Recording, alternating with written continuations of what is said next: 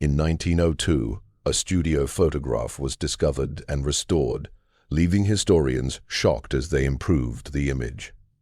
The photo came to the Massachusetts Historical Society inside an old leather portfolio. An estate sale worker found it hidden in a damaged Victorian desk. The portfolio was simple brown leather, worn and split at the corners, with old brass clasps turned dark by age. When archivist David Morrison opened it slowly, he stopped for a second.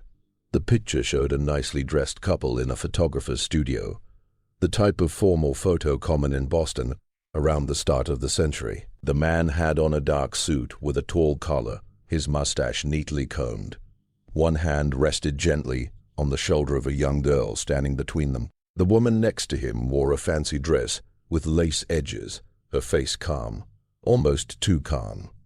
The child, maybe 5 or 6 years old, looked straight into the camera with large, serious eyes. David had viewed thousands of photos from that period. Most showed basic family tales, people recording their lives, their success, their position in society. But this one seemed unusual.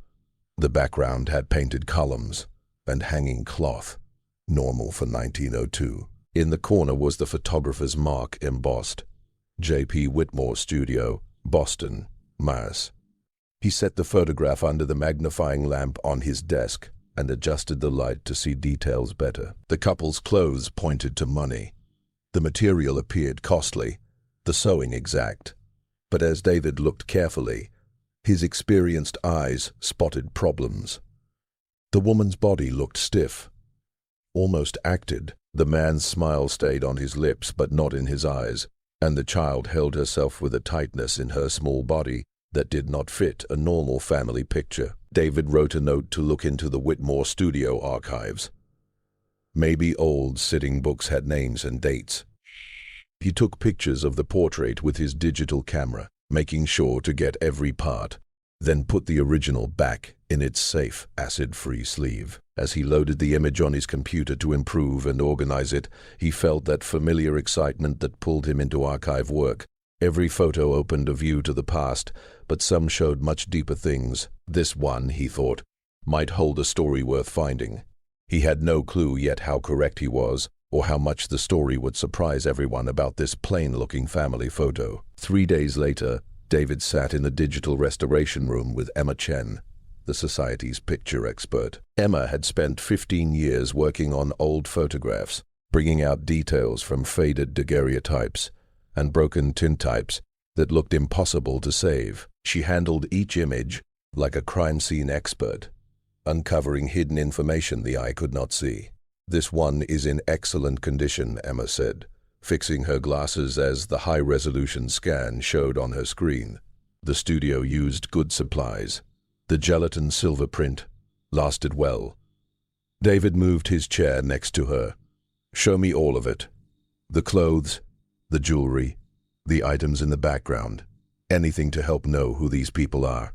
Emma's hands moved over the keys, adding filters and changes. The picture became clearer. Contrast grew stronger. Shadows rose to show hidden parts. She zoomed to the woman's hands, folded neatly at her waist. The lace on her dress looked sharp, single threads easy to see. Then she went to the jewelry. "See this," Emma said, her voice tight with interest. On the child's chest, hard to spot in the first print, was a small oval locket on a thin chain. Emma sharpened that spot until the locket surface appeared clearly. There were engraved initials in fancy script on the gold. "Can you make them out?" David asked, moving closer. Emma zoomed again and used another sharpening tool. The letters stood out. "M.R.," David said quietly, opening his notebook. "These do not fit the usual naming patterns for 1902 Boston families that I know."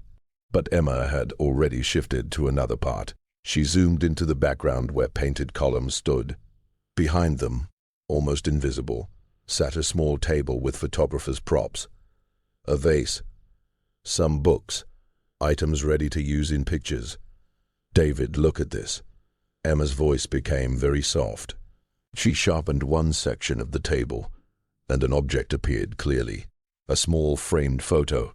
turned a bit, as if someone looked at it, and put it down quickly. The frame looked fancy, maybe silver, and inside was another portrait, a woman holding a baby, the picture older and more faded.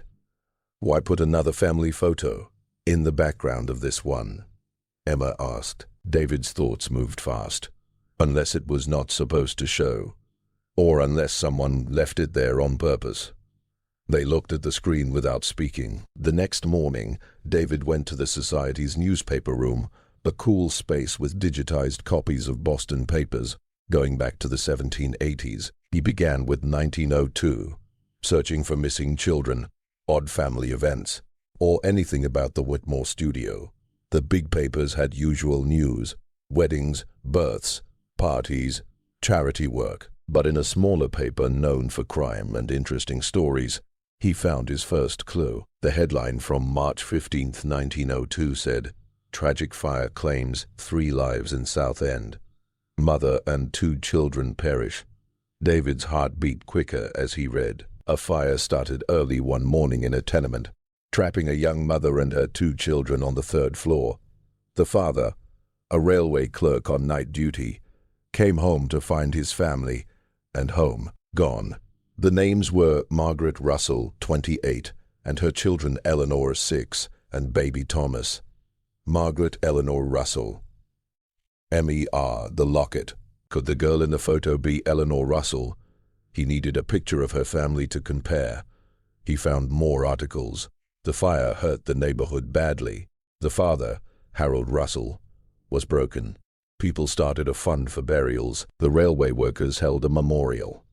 But after April 1902, Harold Russell dropped from all records. No death paper, no mentions in papers. City lists, census work records. Nothing. It looked like Harold Russell had vanished. David leaned back. A man loses his whole family in a fire. 6 months later, a photo shows a couple with a child wearing a locket with the dead girl's initials. The dates match too closely for chance. He needed more about the couple in the photo and what happened to Harold Russell. The Whitmore Studio shut in 1928, but its papers went to the Boston Photographic Historical Collection near the water. David called first and spoke to the curator, Thomas Brennan, an old man who spent 40 years on the city's photo history. "The sitting books are not complete," Thomas said when David arrived. "Water hurt some in the 1950s and parts got lost. But we have ledgers from the early 1900s. What time are you checking?" "Late 1902, probably September to November." Thomas took a leather ledger from a cabinet. The pages were old and weak, with neat handwriting in faded ink.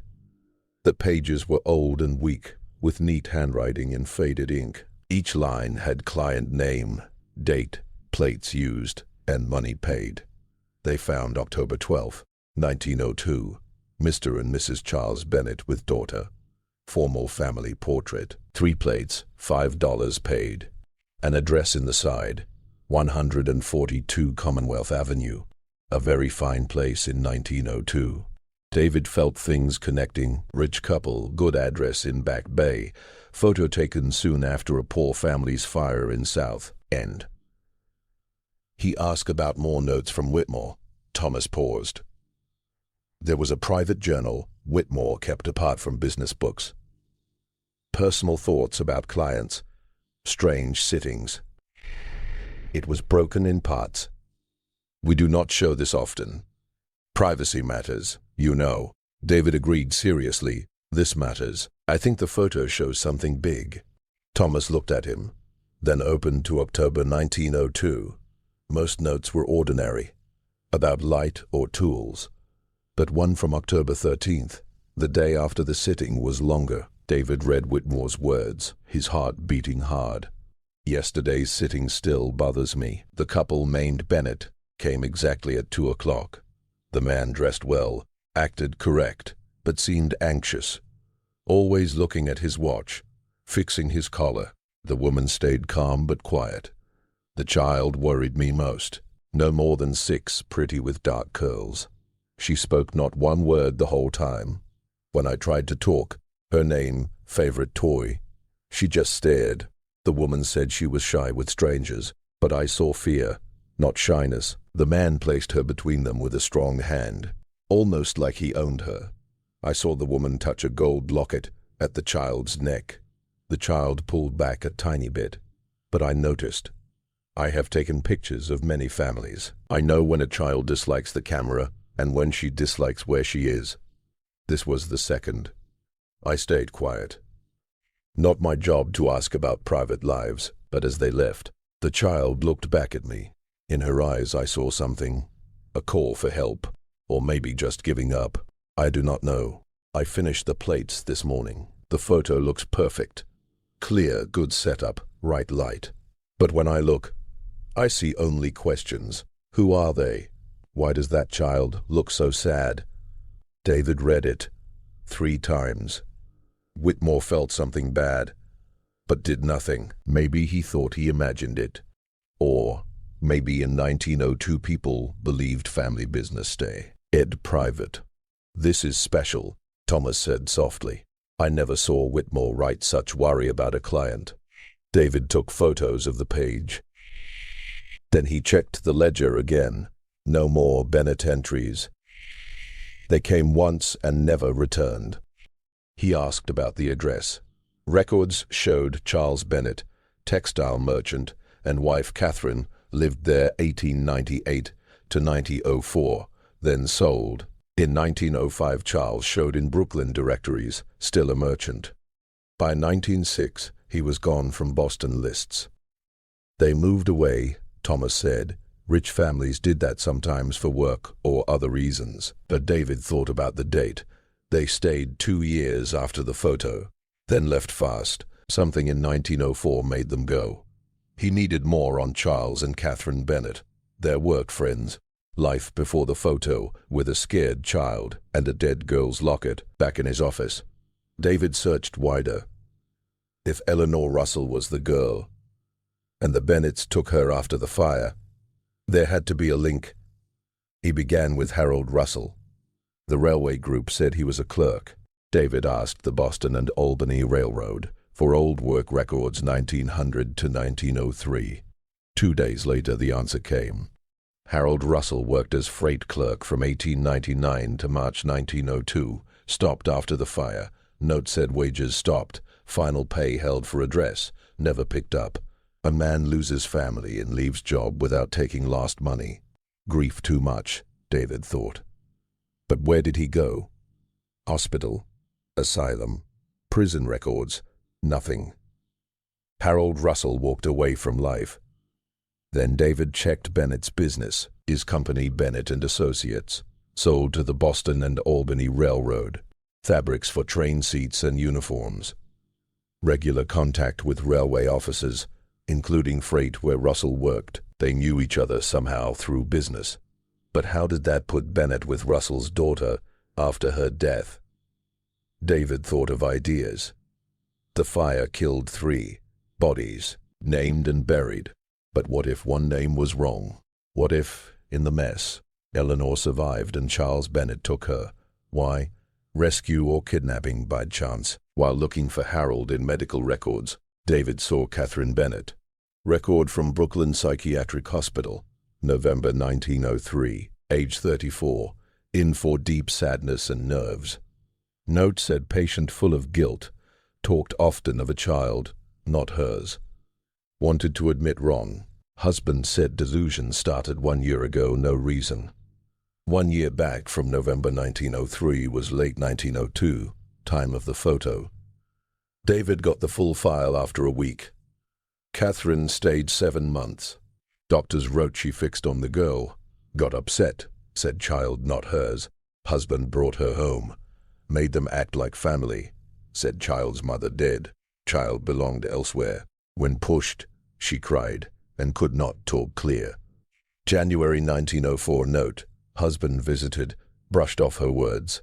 Said she had miscarriage 2 years before. Got fixed on adopting. Said no truth to child in home claims. Wanted her out for private care in New York. Wanted her out for private care in New York for. No more records. But her words, called crazy by doctors and husband, fit David's idea. Exactly. Charles brought a child, forced them to raise her as theirs. When Catherine could not live with the lie, she fell apart. David had enough to build the story. Charles, through railway work, heard of the Russell fire, maybe helped. In the mess he took Eleanor, said rescue or used confusion, to fill the empty space he and his wife had from lost babies. But he needed solid proof. He needed to trace Eleanor after 1904. A reply came from a genealogy site. A woman in Connecticut said her grandmother went to Worthington Academy for Girls, 1908 to 1914, had a yearbook with Bennett name. She sent a scan from 1912. Eleanor Bennett, 16, from Boston, now New York. David looked close. Older Ace, but same serious eyes as the child photo. Thin chain around neck, barely seen. He contacted the school. Closed in 1956, but records at local history group. They sent files. Charles Bennett enrolled her 1908 from Albany, New York, as guardian, not father. Parents dead, no relatives. In the file, a letter June 1914 from Eleanor. She would not return, guardian dead, going to work alone. Thanks to teachers. But she said clearly, name Eleanor Bennett, not real. True name, Eleanor Russell. Mother Margaret Russell died in Boston fire, 1902. She did not know early years, why taken from father, how she lived as someone else, but she would find out. At 18, she would learn truth. And what happened? David searched for Eleanor Russell after 1914. Hard path. Young woman alone, names changed. Old records, spotty. But pieces appeared. Boarding house in Springfield, 1915 with E. Russell. Job at textile mill in Lowell, 1916 as clerk. Eleanor Russell. Then, in Boston Archives, a 1918 court paper. Eleanor Russell, 22, asked for fire records that said she died with mother and brother. Full file had her statement. Clear and painful. She remembered smoke, mother screaming, neighbor carrying her out. Hospital, scared and mixed up. Days later a dressed man said father died of sadness, no family left. He and wife would keep her. That man Charles Bennett. Fire killed mother and brother. Eleanor saved, but shocked. Quiet. Hospital full of victims. Records mixed. Tired nurse. Wrote Eleanor dead by mistake. Charles at hospital helping railway families. Heard about Russell. Knew father thought. All dead, deep in pain. No relatives claimed child. Charles and Catherine lost babies many times. Here was chance. But child, no one claimed. He told hospital he would help. Took her, saying to relatives. Instead took her home. Slowly removed Eleanor Russell. Made Eleanor Bennett. Locket with mother's initials, only thing left from real life. Maybe Catherine kept it. Could not wipe all truth. For Harold Russell, darkest part. Eleanor's paper had coroner report.